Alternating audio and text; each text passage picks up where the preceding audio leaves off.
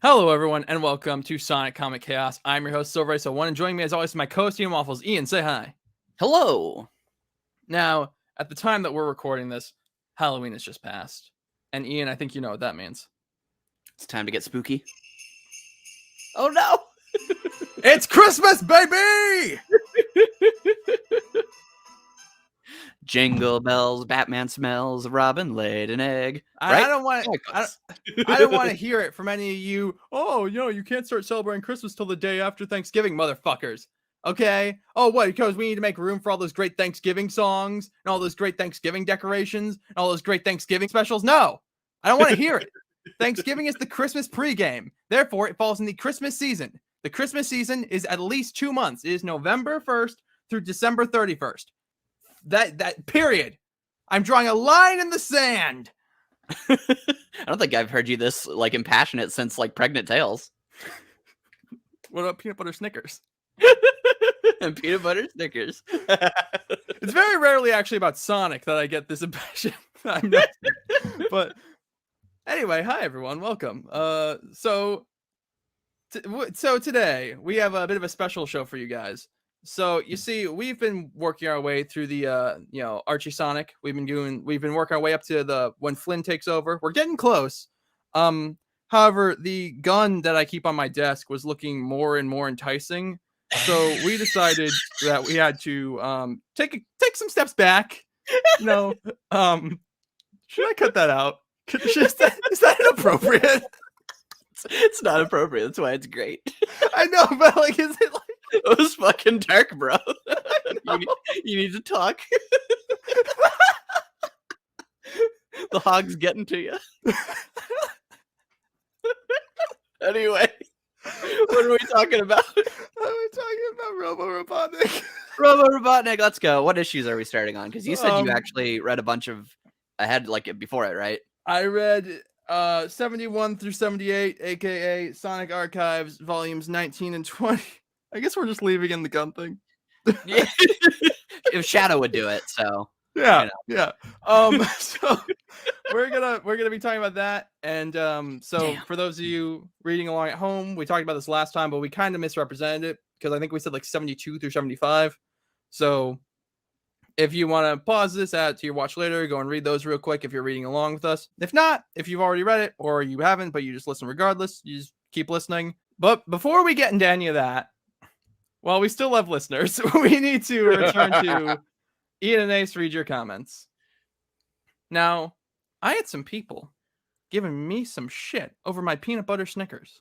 Oh no. So from Leslie, again, I'm looking at so it's probably not reflective of your exact screen name. I'm sorry, but from Leslie 2273. Well, they said first, which also, so congratulations on that. And they said also never heard of peanut butter Snickers before, and I just want to say, I'm sorry. Because they are. I'm sorry your life has been a miserable existence until today. But, I'm glad it can finally start going uphill now that you know what peanut butter Snickers are. I mean, go find them. Unless you just don't like Snickers or are related or allergic to peanut butter, that could. But if neither of those apply, go find them. They're great. And then from, this is a long one. Ashemabuhumat 4170. I'm sorry. They said peanut butter Snickers. Who hurt you? Well, you know what? If that's a food crime, I'll give you my food crime. So my food crime is that one of my favorite foods is macaroni in tomato juice. So like SpaghettiOs? No. I mean, it's kind of like that, but it's good, and it doesn't taste cheap and bad. I mean, I can see it. I could see it. It's the poor man's stew of my little town. It's really good. Usually when I tell people about it, they're like, what is that? What even is that? It's macaroni in tomato juice. It's like when you have macaroni and cheese, it's just a different thing. I mean, that's fair. I mean, I would never, that's not something I hear and I'm like, that sounds good, but it just sounds like SpaghettiOs to me. So, I mean, could be. No. But all right. From Dan Ayer.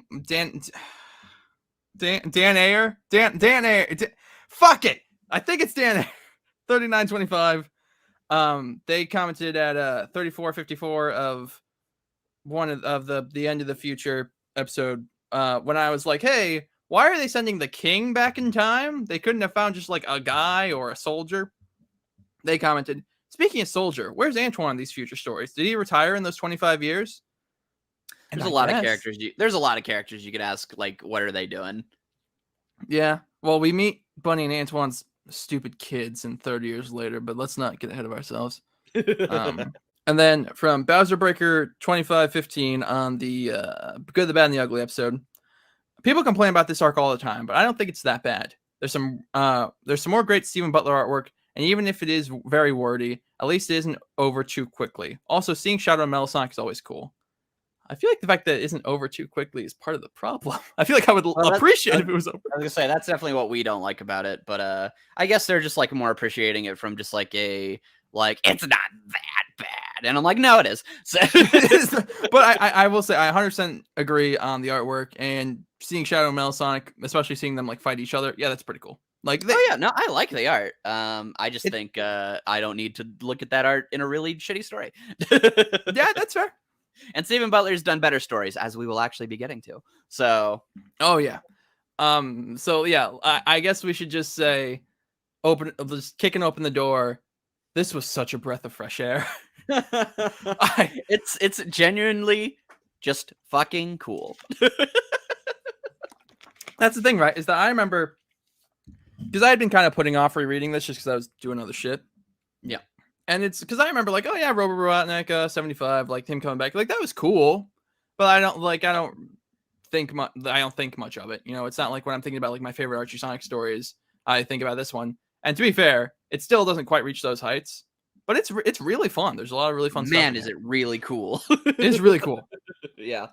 So let's hop into Archie's Sonic the Hedgehog number 71. Now, Ian, I gotta ask, when you go back and you reread this story, how do you read it? Let's see, 71. Pull that That's up. the backwards one. Oh yes. I mean, the way you're supposed to read it is from like not including like the beast story at the start. I mean, you're supposed to read it, I would assume, from Sonic being like, "Hey guys, you know, this is the end of the story, and now you're gonna find out by going, you know, from each page, you're gonna find out what's happening. It's like 15 minutes earlier, 20 minutes earlier, and all that kind of stuff."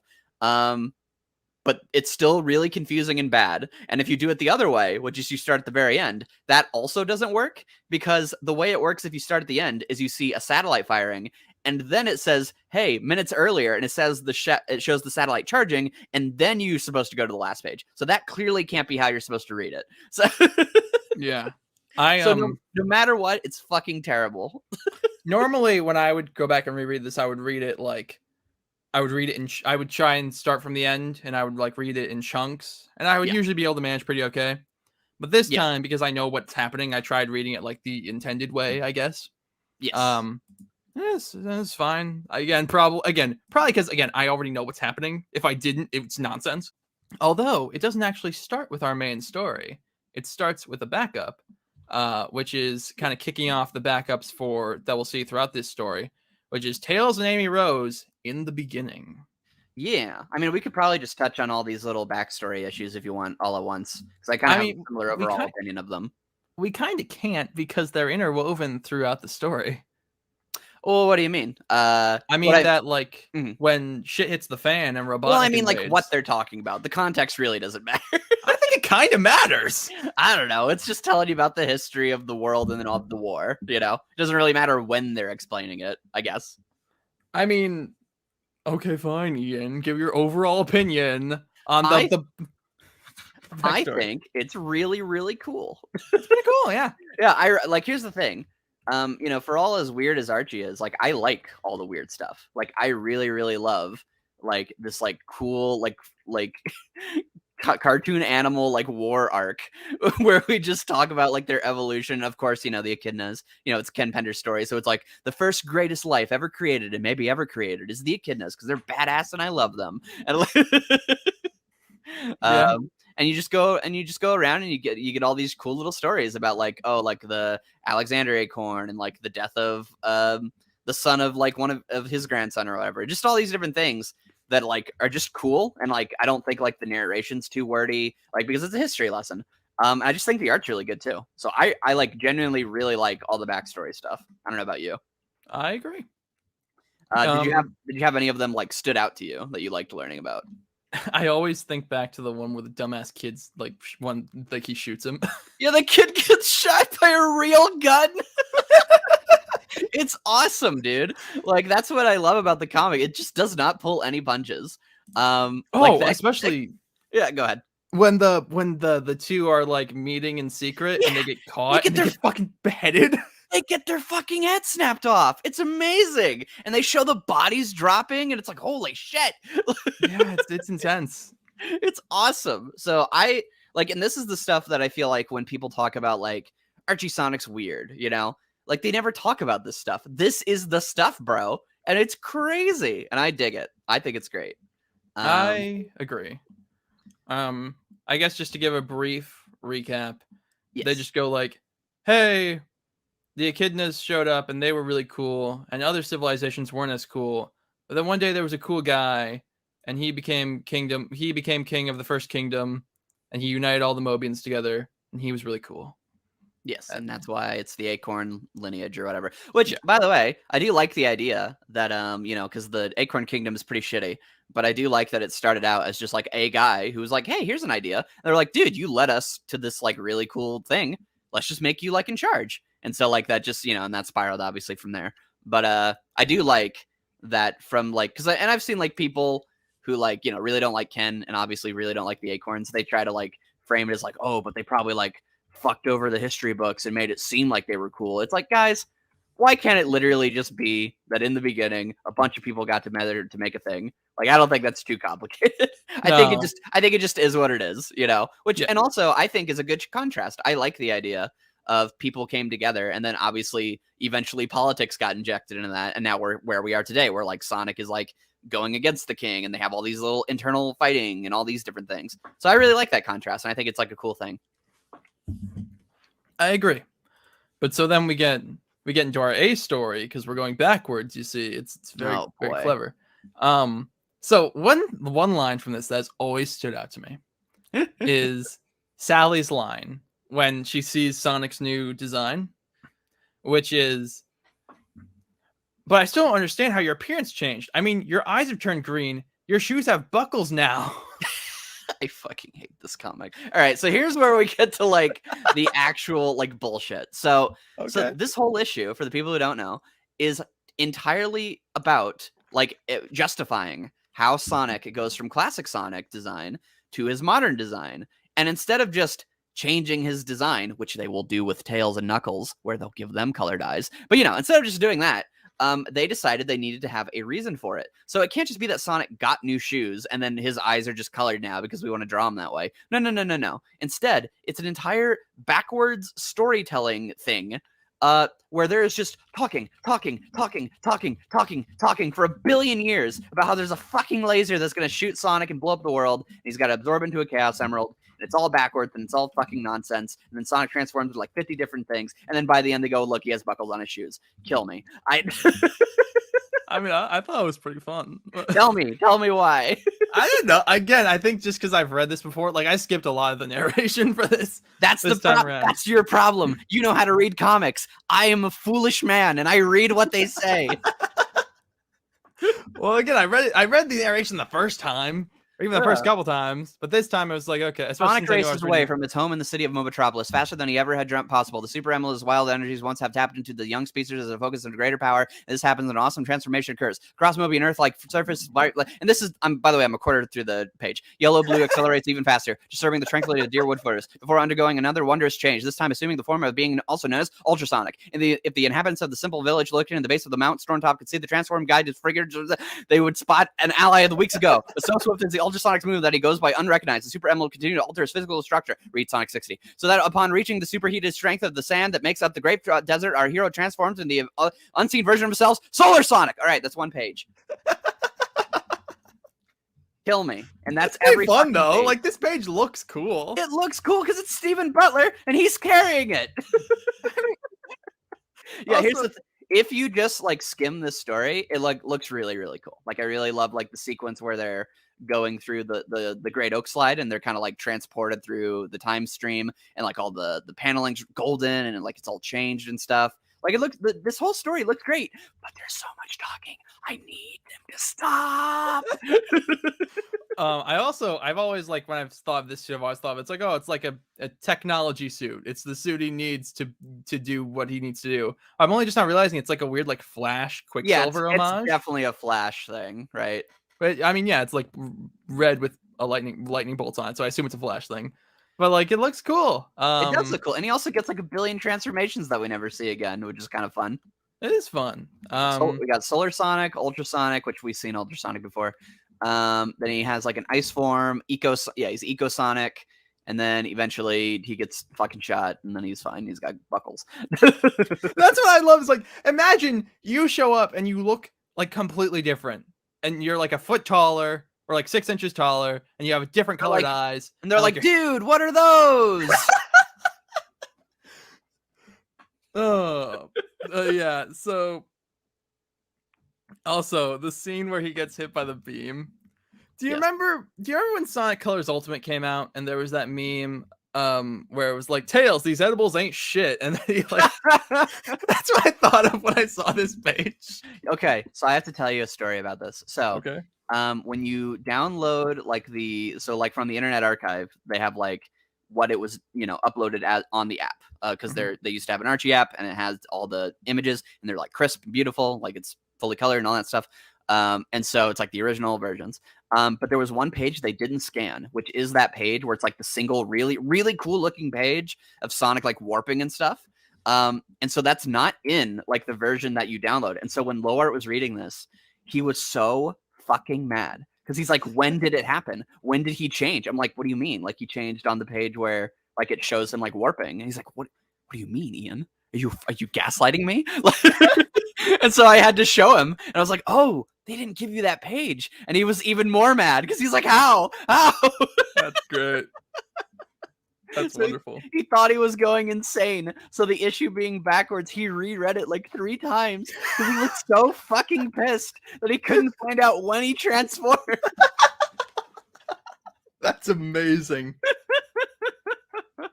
So that's what I always associate this issue with, is just pure insanity. Yeah. Well, I mean, that's what it is, right? Okay, let's actually explain the plot of it in like a straightforward manner, and then we can talk about like standout stuff. Yeah. So the plot of it is very simple. There's a satellite that is controlled by a mysterious figure that's shooting a beam at Knothole because I guess actually we probably should have talked about, because we did Endgame. We should probably have talked about it. Should probably say a lot about how much important stuff happened between Endgame and now that we forgot to talk about that. Well, here's what's funny about that is that that's mentioned in Endgame and then it is dropped. And then it is only mentioned now when they go, oh shit, we should probably do something about that. Yeah. Well, like, did anything else important happen between now and Endgame that we should know? Nate Morgan showed up. Nothing that's gonna impact like what we're talking about. So yeah.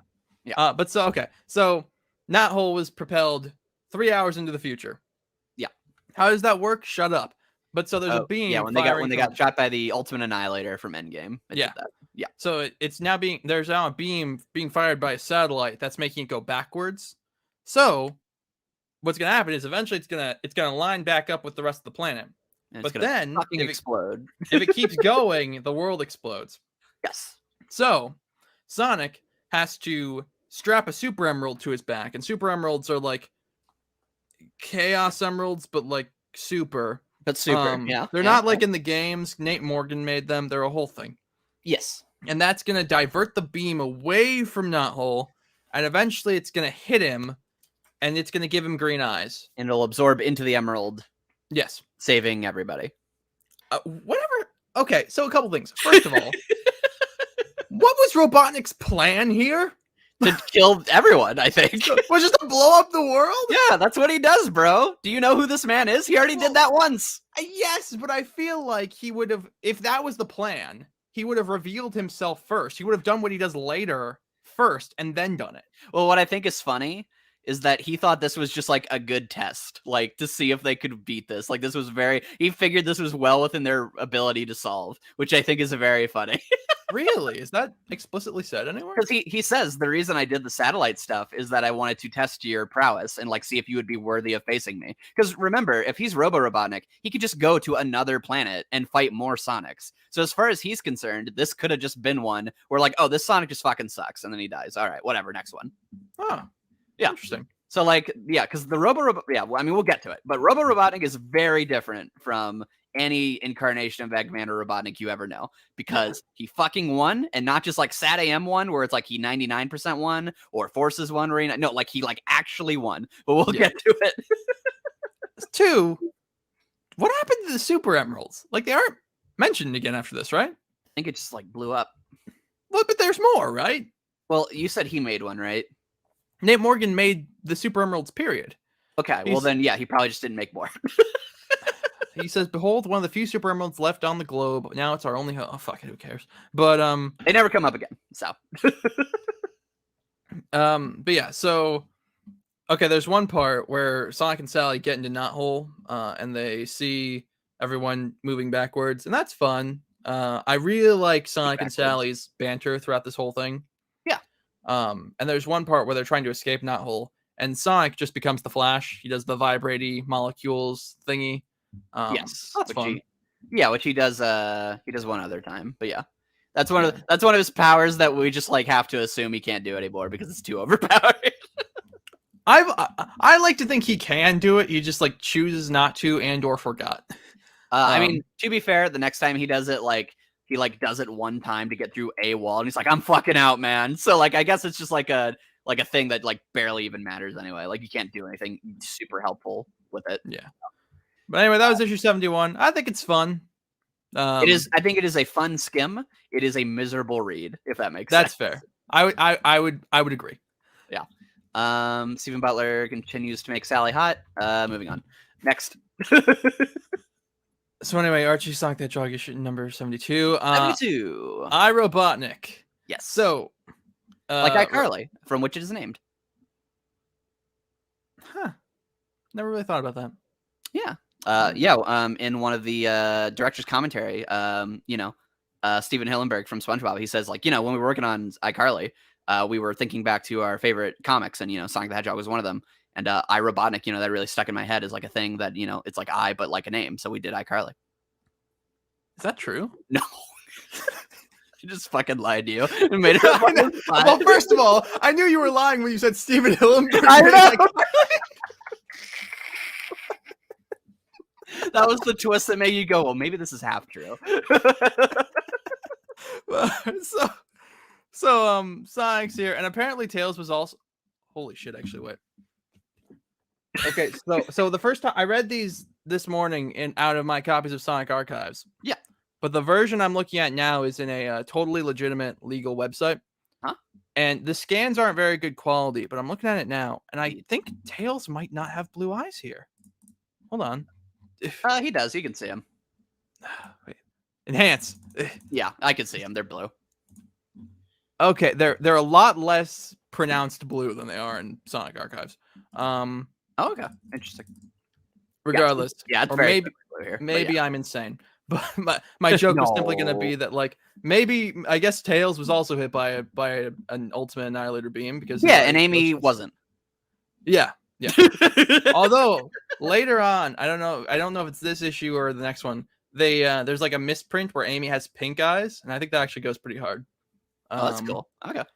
So yeah, King basically the plot of this is everyone in Knothole's getting a TV, so that way King Max can send out a broadcast being like, "Hey, we just took back Mobotropolis. It's super lit, bro. Yes. Let's do it." I think something about his wife too. He's also talking about his wife. As you do. And so Chester Cheetah shows up, and he's going to be directing the. That's not a joke. He's going to be directing my life. Oh man, I wish. Not a joke. It literally just is Chester Cheetah. No. If you go and look at it's just him. Is Chester Cheetah still like? I don't watch cable anymore. Is he still like a thing? Do they still make commercials Cheetos sometimes at work? I think he's on the box. But yeah, of course he's. I mean, like, is he like part of the marketing campaign? Oh, I don't know. I don't watch TV. I don't either. But anyway. But then what is this? The machine, the signal gets hijacked, Yep. and it starts telling Robotnik's life story. And it's pretty fun. It's pretty rad. I really like this. This whole thing is like actually good storytelling, because what happens is the comic shuts the fuck up and it just lets Robotnik talk.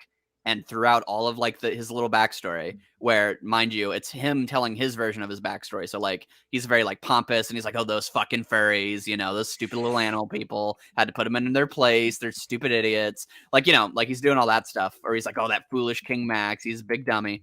So like they're doing all that, and throughout the whole thing, it is cutting to all of our heroes, and they are just shocked. Like they can't say anything because it's just like, what is happening? I like the one where Antoine is like, after he says like the freedom fighters kept talking, and Antoine's like, "Hey." That's a great moment for him. Like, because Antoine's like clearly trying to like lighten the mood. He's like, "Oh yeah, then we won." It's like, "Yeah, that's pretty good, guys." And they're like, "Antoine, what are you doing, buddy?" He's like, "I'm trying." And it's really, really good. I love this whole little sequence. I think it's actually like creepy and good, and it's like a really strong like recap for like people who don't know what's going on. But also like still has like a personal edge where it's not just pure recap. So good job. Yeah. What do you think? I agree. I think it's really fun.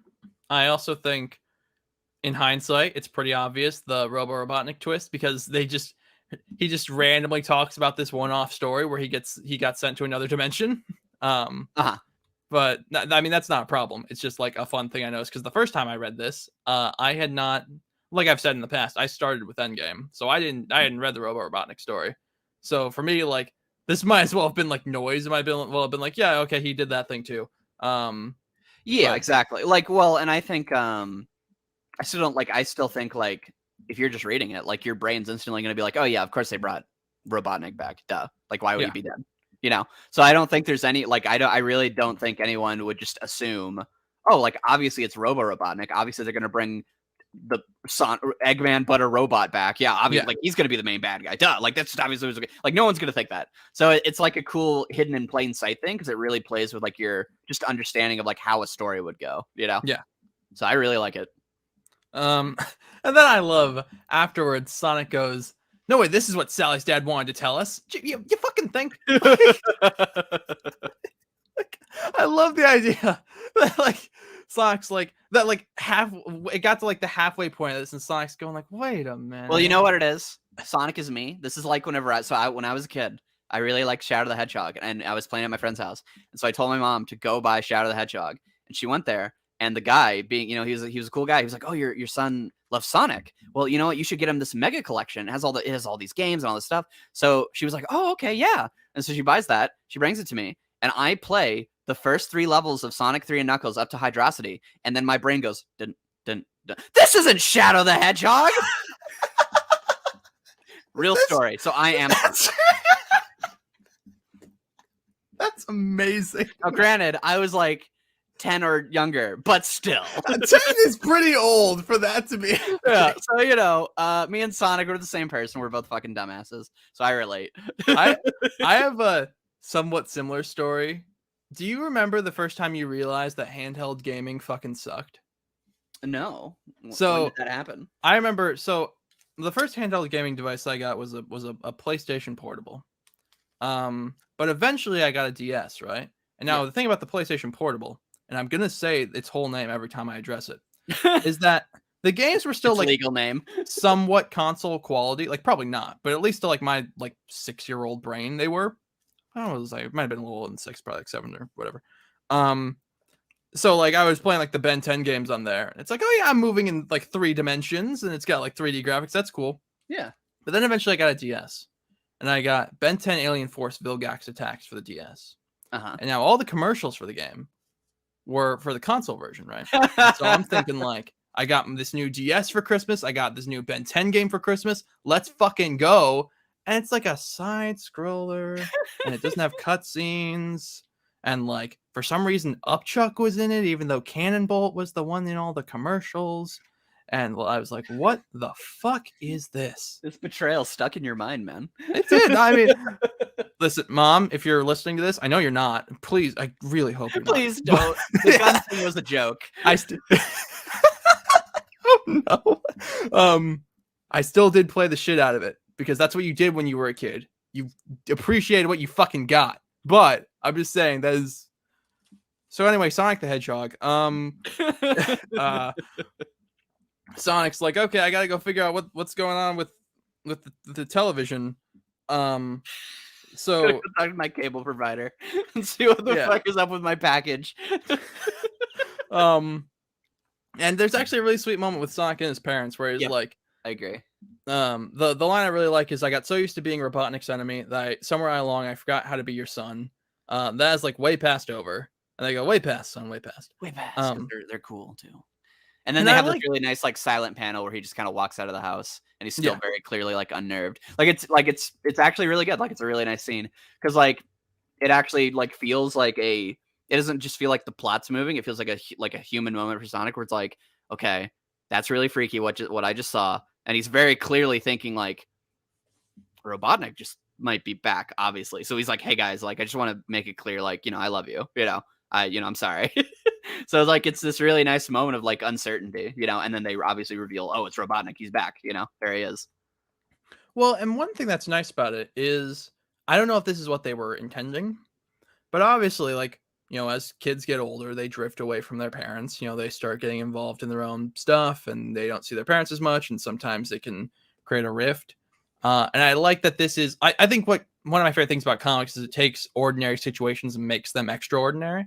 Yeah. And I don't know if that's what they were intending here, but that was kind of the vibe I got. Yeah. No, I think so. And obviously it really ties into the main plot as we continue. Yeah, and so then it's revealed. I mean, he's still in shadow, but it's very clear it's Robotnik. Yeah, it's supposed to be the reveal that he's back. So, and then we get the next like flashback story, which I'll skim by. There's two dumbass kids. One's a Moby and one's an Overlander or a human. And the Overlander he is an Overlander. Humans are different. That's a different thing. Oh yeah, that's why every time they say the word Overlander, there's an asterisk next to it, and then there's an editor's note that says human. Yeah, because then Carl Bollers changed it. Because Ken and Carl Bollers just did whatever they wanted. Yeah. But so the Overlander is like, hey man, check out this gun. And he's like, well, that's a cool gun. And he's like, hey, want to see me shoot this bird? He's like, don't shoot the bird. And then he shoots the bird. So he jumps in front of the gun and gets shot. And so and he dies. And it turns out this was like the king's son. And so he's real sad. And that was like the first straw that started the Great War. Choked the camel. Also, I'm only just now realizing that I thought Sonic the off panels started like way later, but no, I guess they just took them out of the archives. Yeah, they've always been here. It's just that they don't reprint them. Well, because it's like Sonic hangs out with the editor, kids will obviously know. They reprinted them in Sonic Saga and in the Sonic Universe trades. Well, yeah, but in Universe, it's like Sonic actually hanging out with Sonic characters. Well, yeah. That's why. Because who fucking cares about, oh, it's Sonic and he's getting yelled at by Justin Gabbry at the office. Well, maybe I care about that, Ian. You ever think about that? I mean, I care about it, but you're not like a 10-year-old. That's who they're trying to sell this to. Yeah. My note for that last flashback story, by the way, is literally dumbass kids. Dumbass kids starting wars. Yeah. All right. Archie, Sonic the Hedgehog, number 73. Sonic the Hedgehog, back in business. But so it starts, and Sonic has made some wedding bands for his parents, made out of power rings. These will be important later. Yeah, and so we're also following up on him being like, I want to be a better son. And so he actually like does something. Yeah. And again, this is genuinely like actually good like setup, because obviously, like you said, this comes back later. But it doesn't feel forced because Nate Morgan's whole fucking thing is he made magic rings. And so the idea of him being like, you know what, I'm going to get my mom and dad like a present for like their anniversary. So I'm going to give them like ring bands, and it's like magic ring bands because I have a friend named Nate Morgan. Why wouldn't I just give him a magic one? And it's cool. It's like actually really neat. So it's really cute. I agree. But so then there's then Sally calls all the freedom fighters to a meeting. But before that, she has a talk with Elias, who only recently showed back up, the Chad, the king, literally, Elias. Oh yeah, we got a good scene. Yeah, explain it. Why are you so surprised? Because I remember because because this is a good scene. I like the scene a lot. But so basically, Elias shows up, and Sally's like, I don't want to talk right now. And so Elias basically like, hey, Nicole, could you like take a message for my sister? Yeah, And he just talks. You're a phone, right? Yeah. And so he just talks to Sally through Nicole. Yeah. And what he says is really sweet. Yeah, he's basically like, hey, look, just I get it. I get that like it's weird having me around. I get that this changes a lot. But like, it'd be nice to have someone to talk to. And just hopefully we can work something out. Yeah, and the way he goes about it is kind of like a fun little way of like, it's like, oh, I understand she doesn't want to talk to me. It's like, Nicole, if you could leave a message, and so he just kind of goes on this little thing. And then like by the end, obviously he's just kind of looking her in the eye and talking to her, and she's like, all right, and then she talks to him. It's really sweet. Like that's just like a nice little. Like again, they could have just literally have it like he comes there and it's like, oh, Elias, and it's like, oh, well, hey, Sally, here are my opinions on these things. But no, they made like a character moment out of it. It shows that like Elias is able to like understand the situation, but he's also desperate, but he's also clever because he comes up with this like nice little way to go around it. And then Sally's nice about it. The only fucking thing that's weird is that she's sitting on her little heart bed and she's drawn by Stephen Butler, which she needs to cut it out. But it's a good scene. Yeah. And yeah. I also really like that he's like, bro, I don't want to be fucking king. Please don't. Dude, that's great. He's like, please don't let that happen to me. Because he's like, bro, I used to be an adventurer and now I'm going to be king. That's bullshit. I don't want to do that. She's like, why don't you tell nobody? It's like, he won't listen. He's a fucking asshole. He didn't say that last part, but you can sense it. Yeah. I forget, was it in your guys' video that you said like one of the great things about Elias that he's as dumb with all this shit as we are? Yeah, he hates this comic. Why am I here? Yeah, because when he shows up, they're like, whoa, it's Prince Elias. He's fucking cool. They're like, you're going to be king. And he's like, oh, I'm going to go take a nap now. I don't know if I like this. Yeah.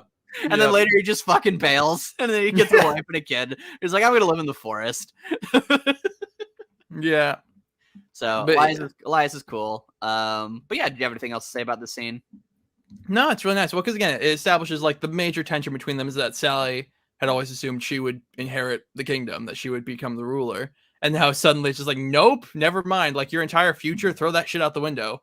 And then he reveals like, I'd rather you do it. Like, I don't want to do it. And that, sets up like both of their character, like their relationship going forward and like kind of Elias's whole character bit moving forward. And it like addresses the, like it's a good way of like acknowledging that there could have been some tension and then showing like Elias is like a cool guy and he's able to work around that. And then like Sally appreciates that. So it's a good scene. Like it's just an actually good scene.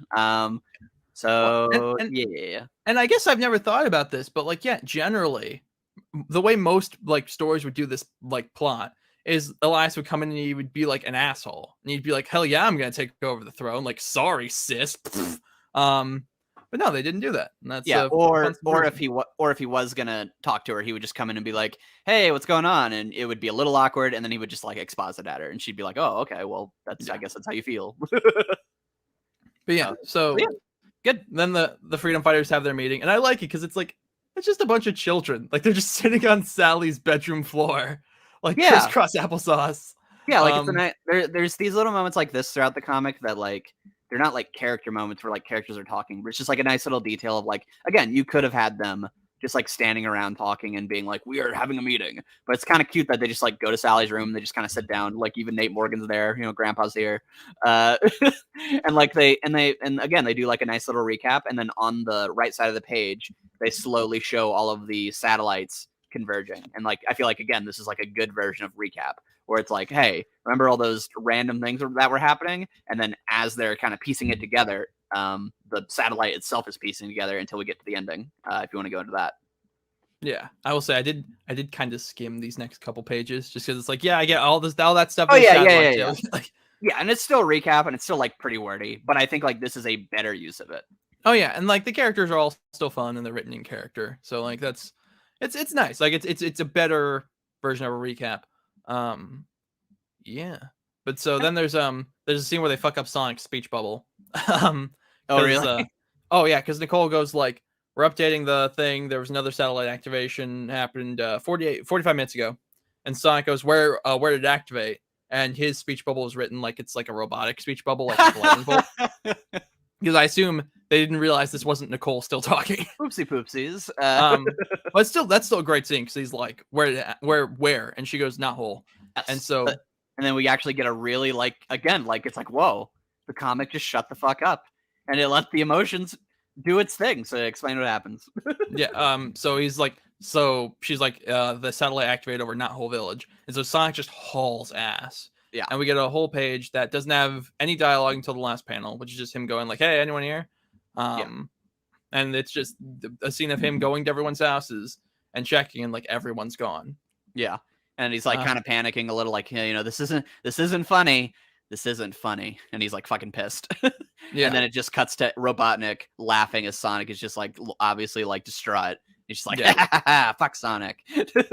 Yeah. And so this is like the full reveal that like, it's Robotnik. Yeah. So that's fun. But yeah, no, it's like, again, it's like they actually paced it like a real scene, you know?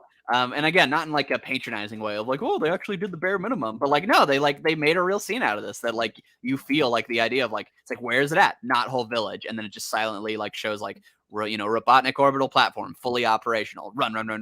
Is anybody home? And then, yeah, you get the payoff, and it's a double page spread. So yeah, like it's like a really effective reveal. And then we continue on. Yeah. And then we get the backup story, which is, again, it's more shit. it's fun, but more like, murder. Yeah. So I will say there's a line from Uncle Chuck in here that's always stuck out to me. And I think it's just because it's just cute. It's like a line that I don't want to keep bashing on IDW, but it feels way more organic than anything we'd see in IDW. Okay. Where Chuck goes like, this isn't a place for youngins, referring to the library. And Tails goes, I'm not that young. And Chuck goes, compared to me, you are. Yeah, like it feels. Yeah, that feels like a little like grandpa moment. Yeah, it's just like old man Chuck. It's fun. Yeah, no, I agree. And then we just get more backstory. It's like, Nick, Ixis, Nagus, and Kodos, they were working together to kind of undermine the kingdom. But then Nagus was like, no, fuck that shit, I'm out, because he knew Kodos was going to try and kill him. And then as we mentioned earlier, there were two people working to try and like create peace by kind of like undermining each of their kingdom's authority. And Kodos was like, oh, we can't have that. And he just snaps their necks. Yeah. And you see their bodies. Yeah, you see it. Like, you see it, bro. Like, you don't see the snapping, but it says snap, and they just drop the body, and the guy's like, holy shit, that's gonna be me. And then they kill that guy. Yeah. It's amazing. Yep.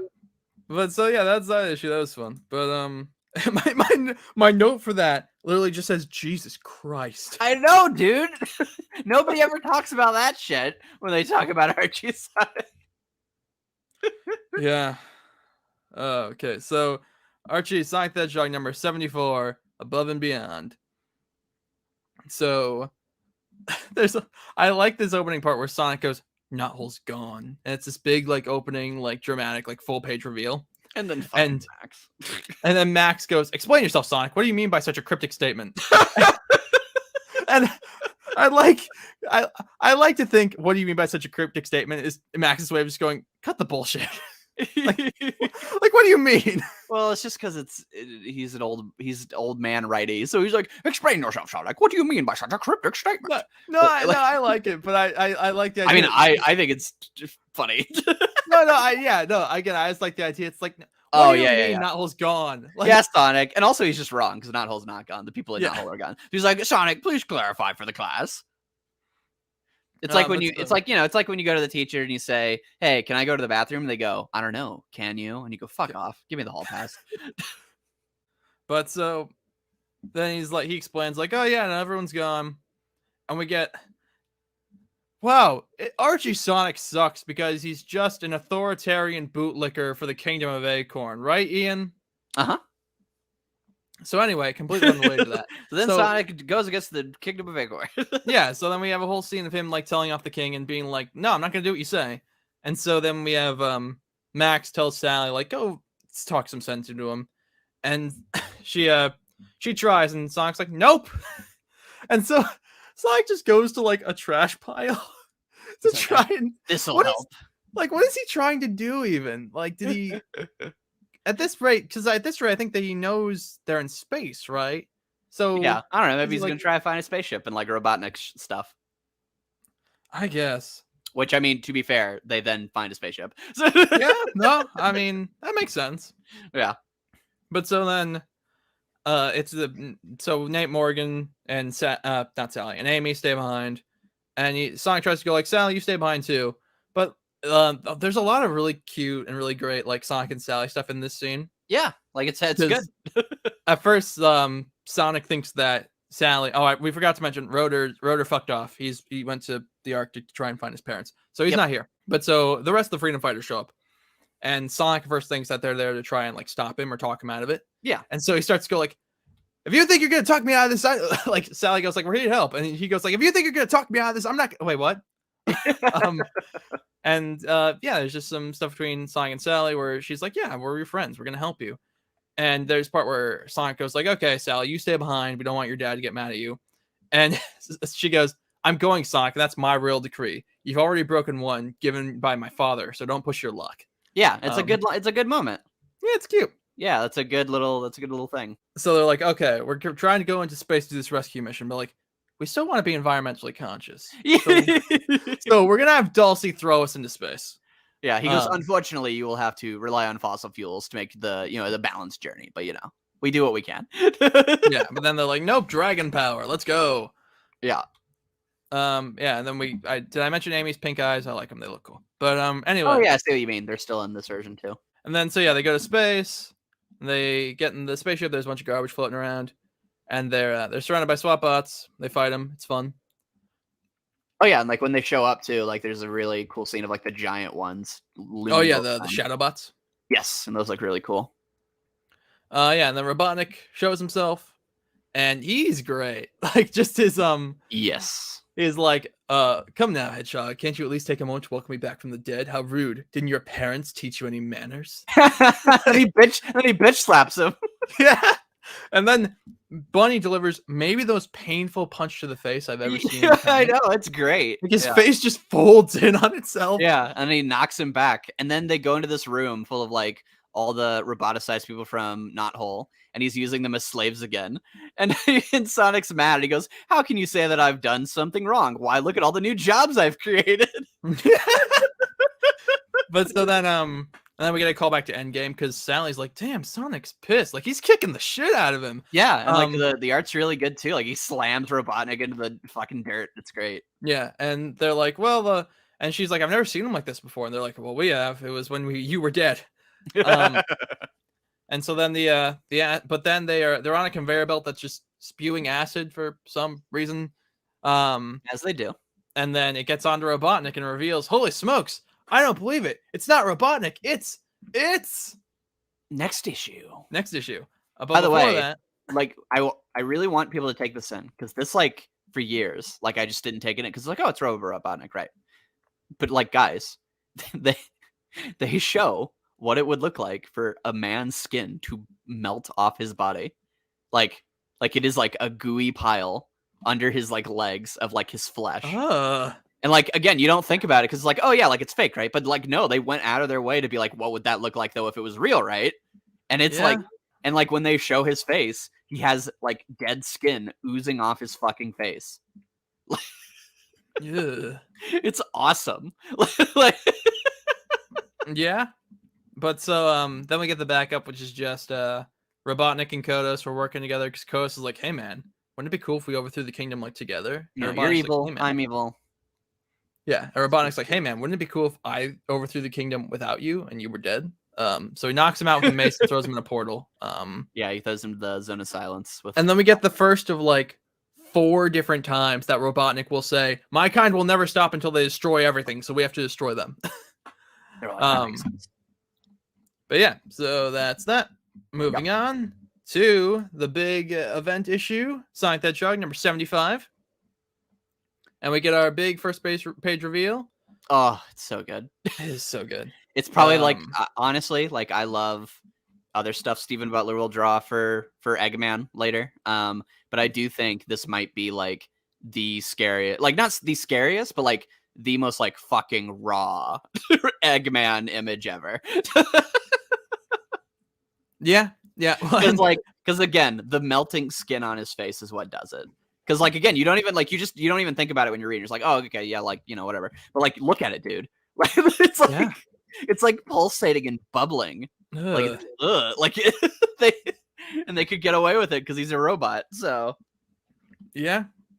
so And cool. also, I want you all in the audience to put yourself in the shoes of little 14-year-old Ace, or maybe I was 15 at the time, reading this for the first time, who started reading at Endgame and had no idea who the fuck this was. You're like, Blue Robotnik, no. Yeah, that was the thing, right? Because it's like this big. Because I was like, well, especially like because of the last issue, and it's actually great because Sonic Archives 19 ends with issue 74, and 20 starts with 75.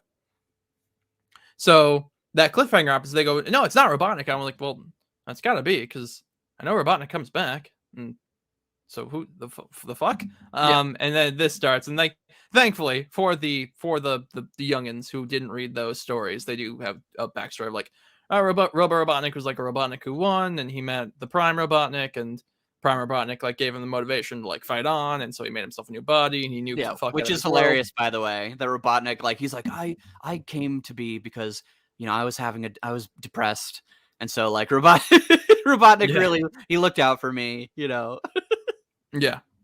It's great. So what is the point of divergence for these two?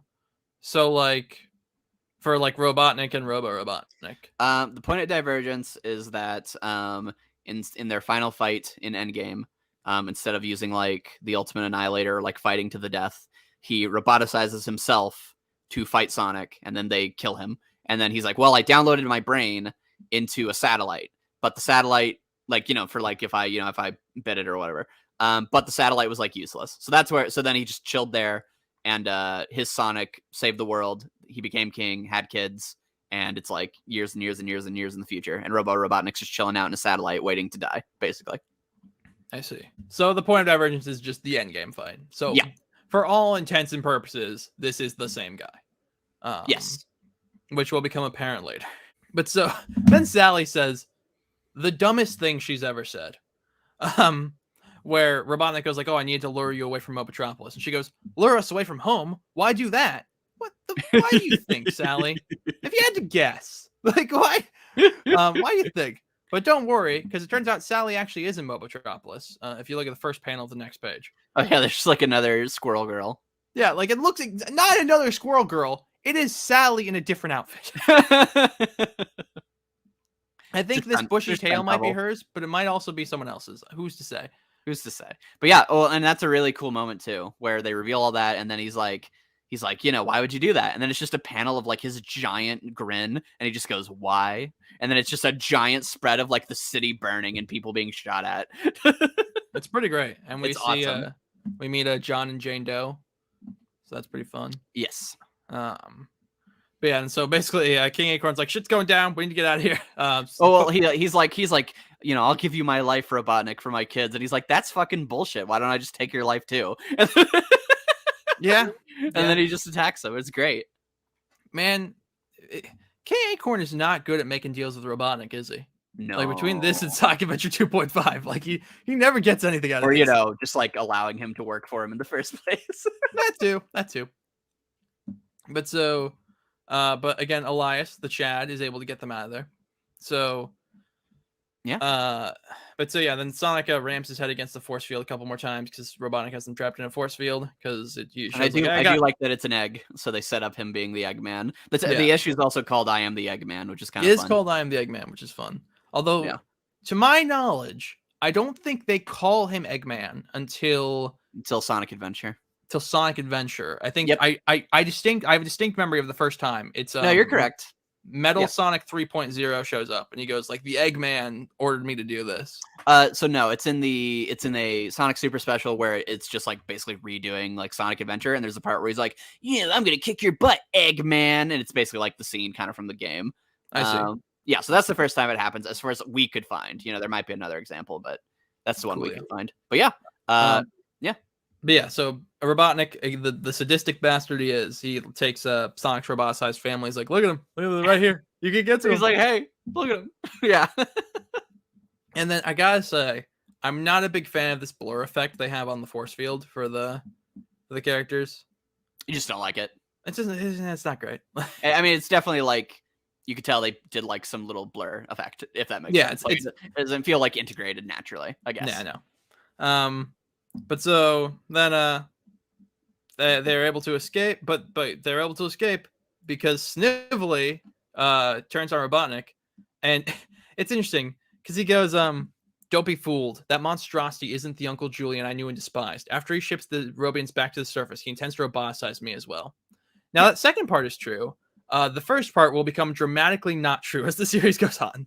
Yeah, but I mean, he could change his mind. Yeah, and here's the thing, I don't necessarily have a problem with that. Like, I think Robotnik's still great regardless. But again, like,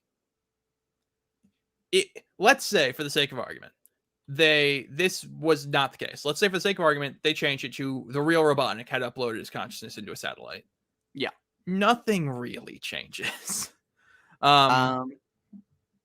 Well, actually, like, I would disagree because the original Robotnik was more like goofy and silly, but he had like a serious moments. Obviously, the whole point of this one is that he is a reflection of Sonic's character, supposed character arc they tried to give him, where he was like, "What do I do in a world where I don't have a Robotnik?"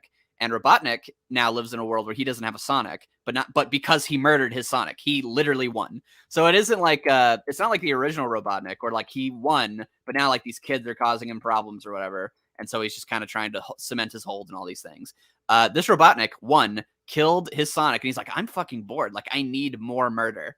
And so, like, so everything he does has a new context of not like, oh, Robotnik's trying to win, but like, Robotnik's just here to fuck around and kill. Like, Sure. Like and that's a far more, like, especially with the art, he is far more sadistic than the original. Because the original was just way more goofy. And he had like a sadistic tinge to him that he could bring out when he needed. Whereas like this Robotnik is just always fucking psychotic. Yeah, so I do think they feel like different people. I as far as like this arc and the next few arcs, I'd agree. But like, let's say let's fast forward to like Flynn's run. Mm-hmm. I don't know. Maybe I'm crazy. Well, I mean, do you think Archie's Robotnik or Eggman is anything like the games? Well, no. Well, then there you go. So he's the same as this. Well, fair. Okay, fair enough. Yeah.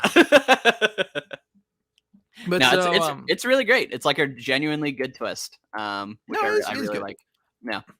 But so basically, Sonic's like, okay, they're like, okay, we gotta go, and Sonic's like, I gotta go get my family. Yeah. Him and Sally have a cute little moment where he's like, I gotta go. And they go and they fight, and it's revealed that because Sonic's parents had the wedding bands made out of the power rings, they were not mind controlled, which is, I know that was in Sat AM. Was that in Archie? Yes. Okay. That is established in Archie. It's especially established in when they get everybody back, because when the Ultimate Annihilator went off, it made all the Mobians the Robians back to normal. Like, it just gave them the free will. And they're like, okay. And they have a line where they're like, we need to take this miracle we've been given and stop holding on to, hope, hoping things will get better and power rings that don't last. And then he drops a power ring. So they make it very explicit. They were using power rings to regain their free will, but that never lasts, I see. So yeah. So there you go. So it all ties back. And again, this is really great because this is what you want in a story. It's not just they set up a plot device. No, this is based in the relationship of Sonic and his family, who he's been avoiding. And so by him reaching out to his family and wanting to be in their lives, they end up saving him. Great. That's good. That's good storytelling. Well, what's also great is there's a moment. So when it's revealed that his parents are back, you have this genuine look of being distraught on Robotnik's face, and you have this little speech where just goes no. Yeah. And I like this because it's the idea of not everything is under his control. Yeah. For him, it's I can do whatever. Sonic is my plaything. I'm just batting him around in this little cage. Yeah, because he even says we could just die right here. I really don't give a shit. Yeah. Which again, the original Robotnik would not have done. Yeah. Whereas, but now that Sonic's gotten even a minor victory, it is a little bit of a crack in the armor. Yeah, which is cool. Which will carry over into Flynn's era too. Yeah. And to clarify real quick, obviously in Endgame, he's willing to die there. But that is because there is literally nothing they can do, and that's more of a you know what, fuck it, final battle. Whereas this one's yes, this. You know what this is? This is in the Under the Red Hood movie where Joker's no, this is better. Everyone dies here. That's a great movie. That's the energy this gives off. Yeah. No, that makes sense. But so they escape. Robotnik blows the fuck And up. yeah, but alas, because he is now a digital consciousness, he can blow up as many times as he wants, and we get my favorite image of Robotnik. Oh, ever. it's so good. Which is the last page of him surrounded by like his maniacal laughter. And he's like, you know, I'm still here, and it's his new like Sonic Adventure design. It's great. I love it. And that's such just a cool, again, because they could have done something to give him his new design. And like the way his design works is that, yeah, he's like, I'm going to make a bunch of new bodies for myself because I can just do that, obviously. And like it gives personality because you see the other bodies he makes, and like some of them are like more old looking, some of them are like buff and young. So like he expects basically to like keep dying over and over as many times as it takes, and this just happens to be the next one. It's so fucking cool. Yeah, awesome. And now we could probably stop there, but I read the next 3 issues, so we're fucking talking about them. So Sonic the Hedgehog number 76. Yeah, so let's go. Dr. Robotnik returns. Need we say more? So they arrive back on Mobius, and Snively's like, well, it's been fun. I'm leaving. Yeah. And Sonic's like, hey, buddy. And so Snively's like, so he's like, okay, Snively, you go with them. Or no, like, Snively, you come with me and Sally. The rest of y'all get back to Knothole. And there's a great scene where they rescue some hostages. And Sonic goes, you need to juice out of here. And this duck goes, what does juice mean? Yeah, what does that mean? And it means beat it or whatever. Yeah. No, and also, so the art for this one is, I think it's James Fry. I love his art. I love how like just like over the top it is. And I love the image they do later where Sonic goes so fast, he creates like a wall of fire, and then it like sticks the swap bots to the ground. It's so awesome. Cool. But so the others go back to Knothole, and the king is giving like a little speech, and it's fun. Well, actually, they don't go right back to Knothole, as we'll see in the backup, but regardless. Yeah. And so we see Sonic's fighting the swap bots, and he makes a cool ring of fire around them. Sally and Nicole, technically Sally and Nicole, but also Snively. They wipe Knothole because the threat here is that I guess Robotnik, even though it's the same up until the final battle, he doesn't remember where Knothole is or whatever. It doesn't matter. Or something. It's bullshit.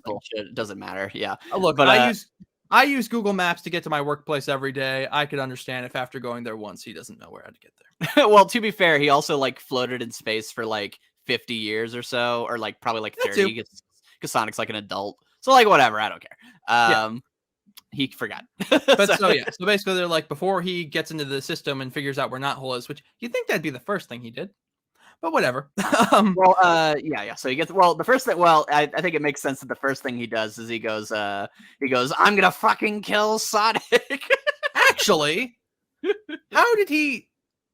The whole point is that the satellite was pointed at Knothole. It got everyone from Knothole. It shot the time beam at Knothole. How does he not know where Knothole is? You are correct. Whatever, it doesn't matter. Yeah. Well, okay. So here's the thing, right? So that's a great point that you just brought up. Like the entire conceit of the story does not make sense. So like, okay. So let's deal with that for a sec. The reason it's fine is because this is fucking cool and crazy and silly and dumb and fun. Yeah. You know what IDW is not. Like, cause this is where IDW and like I think people will like get confused because like what's cool about this is like just how fucking over the top and ridiculous it is. So I'm totally fine with just buying. They're like, oh, Robotnik's is like fucking crazy and he like forgot or whatever. Like I'm cool with that. And so like the reason that's fine is because like this whole comic is just going bonkers and buck wild and just doing all these crazy things. We just read a B story where like a child shot another child and then they snap their necks. It's over the top, it's insane, and that's gives its appeal. Like that's what's fun about it. Now, if that makes the story less engaging to you, that's totally fine. But the reason I'm fine with it is like, yeah, I can make that leap of just going, oh, I just forgot. Who the fuck cares? He's crazy. And that's fine by me because what you get out of it is a really cool story. In IDW, anytime I try to go like, oh, let's try to like, I don't know, give it some benefit of the doubt, what I get is like a boring story or a story where the characters aren't engaging. And as we've shown, this story is actually like dealing with the characters. We're actually about to get to a really good scene, that like a really good character scene for Sonic. And it's like, yeah, if the writing just has to make this one little leap that doesn't make sense, I'm fine with giving it that if it allows for a good story to be told within it. And that's where I feel IDW always lacks, is that it has cool ideas, and like the logic makes sense for a lot of it too. But I just think it's really boring, or I think the ideas don't get explored well, and I don't care about the characters, and I need to care about the characters. So that's kind of my thoughts on it. Well, and on top of that, I think it says something that I didn't think about that until I was doing a podcast where the whole point of it is breaking down every scene of the comic. Yeah. Like, I've read this story arc multiple times, and never once has that crossed my mind. Because, like you said, the story's engaging, and the characters are engaging, and it's cool. Yeah, so I can just buy that, like, Eggman forgot. That's fine. Yeah. Because that's reasonable. That could happen. He's fucking insane and loopy. They also gave him a virus, so who knows? Maybe that like again, I'm fine with like that kind of headcanoning where it's just like, well, obviously he doesn't know, so there has to. So the real reason is that they forgot writing wise.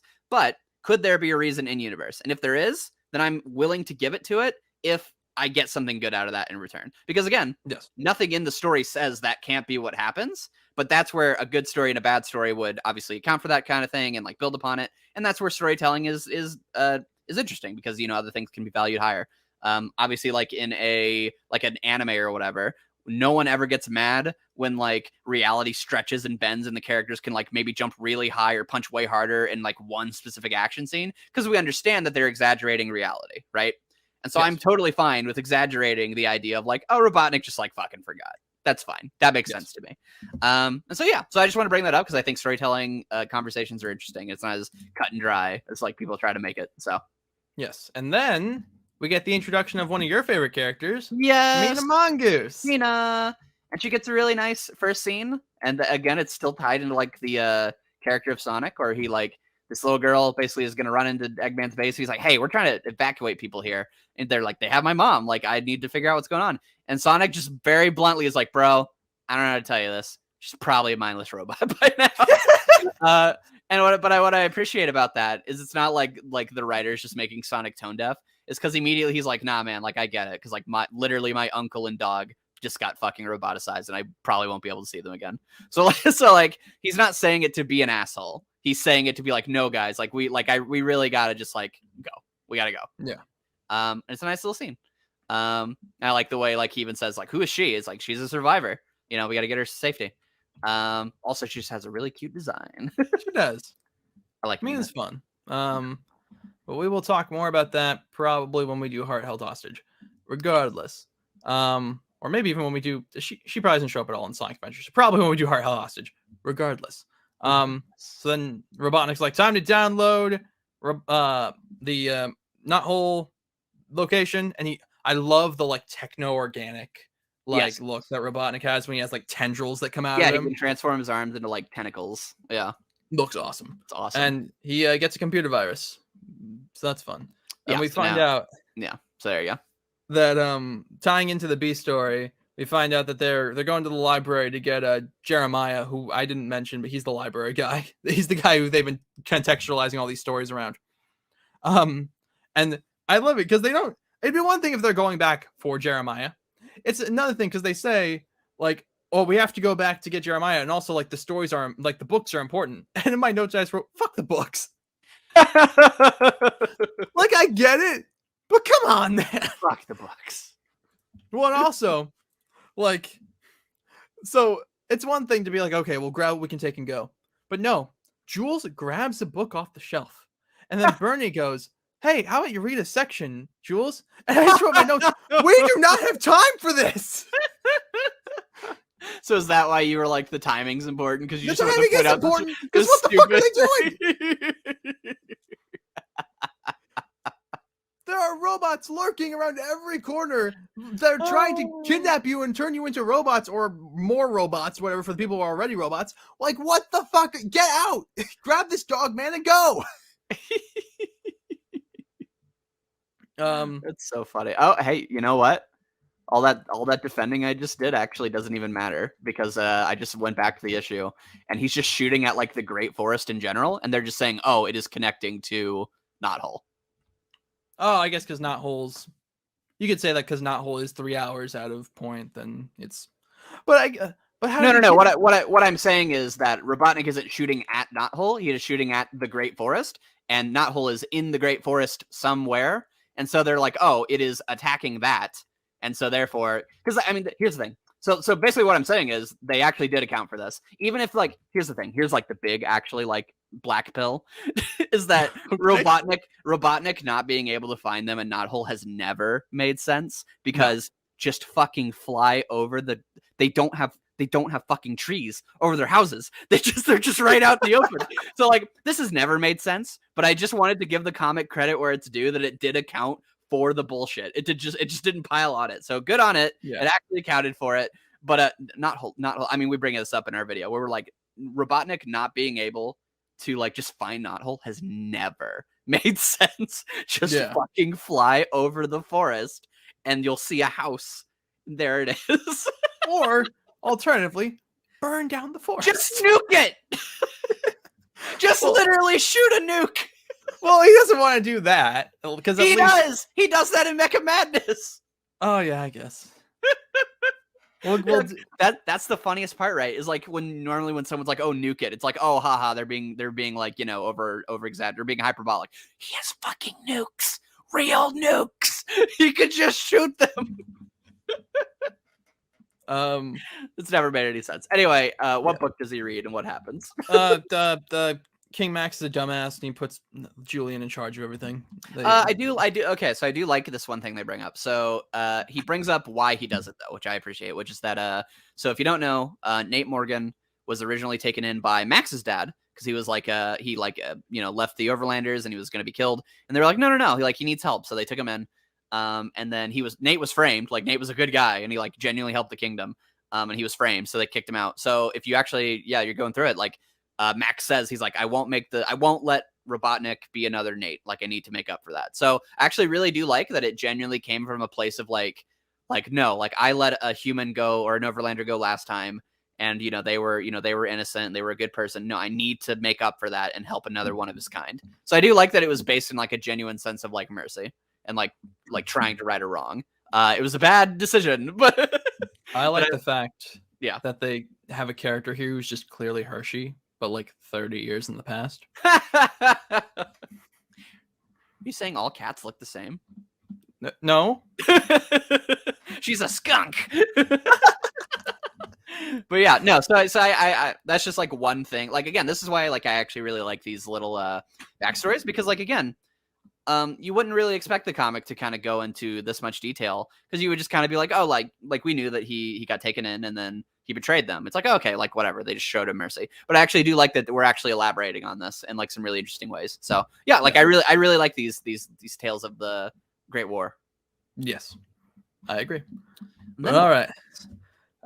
We're almost there. Sonic the Hedgehog number 77, Homecoming. Yes. So the other freedom fighters get home, but Sonic and Sally are missing because they had to go do something. Well, they sent everyone ahead. They were the ones. They sent everyone ahead. Yeah, and they got all the survivors. Yeah, so they're leading the survivors back. And one thing that's really interesting is that even back here in issue 7, they're already setting up Sonic Adventure 2.5. Really? Unless there's another story that I don't know, they're doing that's exactly what they're doing because don't they get kidnapped by aliens later? They do, but that is also tied into Sonic Adventure 2.5. Basically, aliens. There's spaceships coming from space towards Mobius. Oh, so those, yeah. I mean, that is tied into Hope. So that's like the Overlanders who went into space, and that's like Robotnik's brother and Hope, and they're all coming down. Again, by the way, I just want to say this is so fucking funny that so this is Hope, right? And that like they planned this right now. Sonic Adventure 1 has not even released in America, and they already had the idea of a blonde, blue-clothed wearing little girl who is who lived her life in space and is related to Robotnik, and her name's Hope. They had a Maria before a Maria. Holy shit. Yeah. So by the way, when Flynn uses Hope in the Sonic Universe arc and compares her to Maria, that is not like, oh, they wanted to make another Maria. No, she existed first. That's whack. That's awesome. Yeah. Yeah. So they call Dulcie, and they get all the survivors back to Knothole, and they arrive in Knothole. And I forgot to mention there was a scene earlier where Max is like, "What are you guys? Where's Sonic and Sally?" And he goes like, they go like, "Oh, they're doing some other shit." They're And Max is like, dead. "Oh, really? Are they?" Like, Yeah. He's all pissed. Yeah, because he's like pissed off. And so they roll up, and Sally meets her dad. They have a nice, cheerful reunion. They're talking about like Sally's mom, and then Sonic goes in. And it's framed like him and Max are gonna have like a fucking anime showdown. Like their heads are like behind them, and like there's like speed lines behind them. It's a great panel. It's just like like I don't know. But then it's revealed that like basically Max is like, good on you. Like, yeah, Max is actually likable for the first time in his entire stupid life. Yes. And one of the only times. And it's only because Carl Bollers is writing him. As soon as Ken gets his hands on him again, he makes him a shitty dad again. But it is very funny that when Carl Bollers writes Max, he actually does write him to be like a pretty, like genuinely like pretty nice guy. Like obviously like because him like disbanding the Freedom Fighters wasn't about like, oh fuck you Sonic. It was about like, no guys, you're kids. You don't need to do this anymore. We'll take care of it. And so like this is still Carl Bollers, so he still planned to have this moment where it's like they go back and he's like, you know what, Sonic, that was pretty fucking cool of what you did. I respect it. You know, the end. Yeah. Now that will never, happen again because it'll continue to be shit. But it was nice. Well, yeah, because even Flynn makes him shit. From oh yeah, Flynn totally. Well, because he was an abusive asshole dad, so he just leans into that. Yeah, he's done more shitty things to his daughter than not. So yeah, but so then, yeah, it's a really cute scene where his exact words were, "It wouldn't do for a general to publicly apologize to a disobedient soldier, even if that soldier was instrumental in winning the war. Otherwise, how would the general then appear to all the other soldiers in his command?" Yeah. And then Sonic goes, "So it's an ego thing." And Max goes, "Yeah, pretty much." Yeah, that's like a cute scene. What the fuck? That's great. Why couldn't he have always been like this? Why couldn't he have just been a cool guy? Yeah. And so then we get one of our last backup stories where they're reading more books, and I love because Amy's just waving this book around the open flame. Bro, her hands are so huge. Her hands are really big. She's like, I've got the power. Yeah. I like the shading. I like the art's kind of jank, but I like the shading of this like little fire scene. Yeah. Looks really cool. Well, we'll see the art when. Wait till we get to Bernie's crazy eye. I see it. Yeah. Well, I guess she's just making up because her husband just lost an eye. So there's. She's making up for it. In sickness and in health, I will take on your symbiotic qualities. Yeah, because Jules just gets fucking murked here. So again, this is why I love these stories, because we just find out that because obviously we knew that his parents were in the Great War, but one, we didn't know the mom was in the Great War, which is cool for her. But two, man, Jules is such a badass. He gets shot in the fucking head, and then his wife is just like, "I'll fucking kill you," and like uses like this little like stunner thing to like blow up the gun in the guy's hand. He like falls back. They're like so cool. Oh yeah, they're great. And it's kind of like a freedom fighter parents reunion, because like Antoine's dad here? No, Tails' dad is here, and I'm gonna make some assumptions that I might regret. Rotor's dad is here. Yes. Okay. But yeah, so they rush Jules back, and they're like, "Yeah, he's fucking dead, dude." Yeah. And so, but Chuck is like, "Maybe I could help him." And we'll see more of that in our last backup story, which will be in, please load page, Sonic the Hedgehog number 78, a new beginning. Final one. Yep. And by the way, this issue is Y2KOK. It is. Now, is that on the one you're looking at? It is. It's in that. It's in Sonic Archives. It's on every version. I'm glad they kept that. It's so stupid. It's pretty great. Here's something that I've never understood, even back when I read this the first time. We were talking about, discrepancies in stories you're willing to overlook because the story's good. This story is good. But so we just had this whole bit where King Max is like, I can't publicly praise you for your disobedience because that he fucking knights him. He knights him. Not only does he knight him, bowlers. not only does he knight him, he gives him a medal of honor. Like there's this whole big ceremony. That's amazing. That's amazing. I love that. Yeah, he just fucking forgot month to month. That is incredible. Yeah, That's just but funny. But again, to its credit, it is a good scene. I don't know what the fuck Sally's wearing. Like what this weird Her power armor. Yeah, right? Like It looks cool. She should bring it back. Oh yeah. Dude, okay. Man, if the Archie Sonic here's the thing. If the comics were still going, I could make a joke of like, what if in like Archie Sonic number 400 she like busts it out, but I can't do that because it's dead. Yeah. Hey, people Archie Sonic Online. I like your comic. Put this armor in it. It'd be cool. Yeah, put the armor in it when she comes back. Just have it be like, have it be that when she goes into the basement to find out what's going on the other side of the walls, she finds her armor. Yeah, but so that's a cool scene. He gets a kiss on the cheek from Sally. It's fun. And then meanwhile, Robotnik is like, he's like, I'm mad. Is like, yeah, this ain't cool. And then it's mostly just wrapping up the previously established stuff. Although, who put that dress on Alicia? Well, the Brotherhood did. Probably. But she wasn't wearing a dress before. You're right. She had very tight pants. So yeah, someone put that dress on her. Yeah. So regardless, but yeah, not much. There isn't too terribly much to say. Like there's a scene where Sonic's like, "Man, I miss Uncle Chuck and Mutsky," but like, we'll get them back. And then they talk to go ahead. And they talk to Sally's dead mom or dying mom. And then we see the spaceship again. We see the spaceships. We get a little scene with Mina where like I like this idea. I do think this is a little rushed, but I do like. I mean, I just like Mina, but I like the idea of like her being like, man, like fuck this. Like all these people got their families back. I don't got nothing. Yeah. And then Rosie comes in. She's like, hey, can you these little orphans, they lost their parents in the raid. Could you, or they got captured or whatever. Can you talk to them? And then she like that's a nice little obviously connection they would have. And then she's like, oh, I'll tell you a little story. I wish that scene had got to play out to its conclusion. Like maybe like she got to tell a little bit of the story and then like they react to it. That's why I think it's a little bit too rushed, but I like the heart of it. I like the idea here. Yeah, I agree. And then we get a scene where Antoine's talking about his dad and how he's a robot.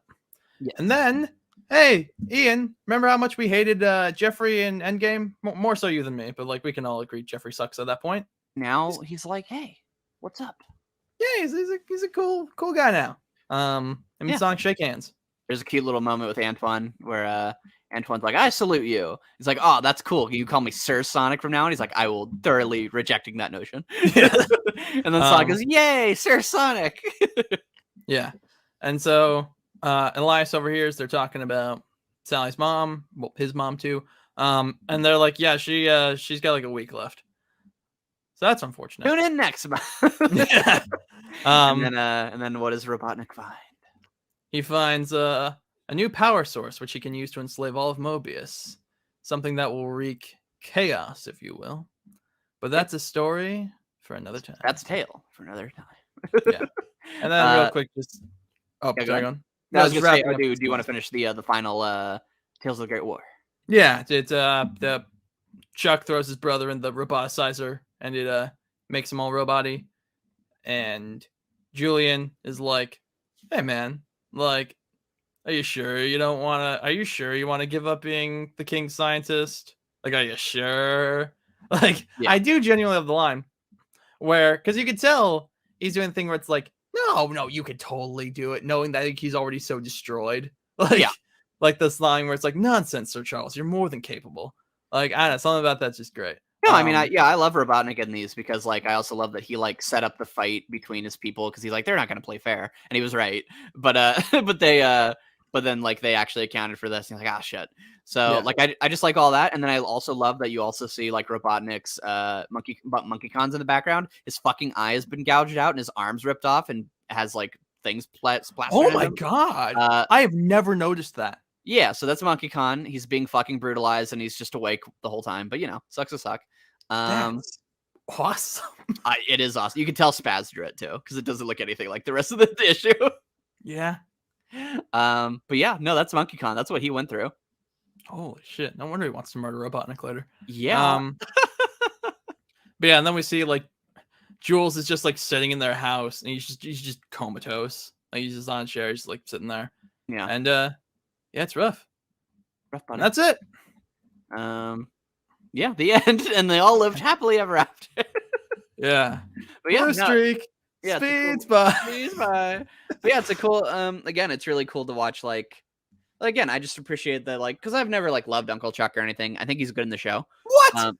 He's Uncle good. Chuck's great. He's good in the show, but I think in the comic, like for the most part, I'm just like, yeah, he's Sonic's Uncle Chuck. They don't really have as many like emotional moments together as the show does. Like the show dedicates like episodes to it. In the comic, when they introduce him, they kind of just assume you already watched the show, so they don't really like when they're reunited, they reunite off screen. So like like that's kind of how they treat Uncle Chuck. So because of that, I always felt like Uncle Chuck and Sonic's relation wasn't very strong in the comic, but I do like that he as a character actually does get fleshed out. So yeah, which I think is cool. So. But yeah, no, this was great. This was, like I said, a much needed breath of fresh air. Yeah. So I'm pushing the gun off of my desk for now. How does any of IDW stack up to this? Oh, it doesn't. It's not in the same league. Like I didn't know if you were like, well, there's that one story I really love. I mean, there are stories in IDW. I like Victory Garden. I like.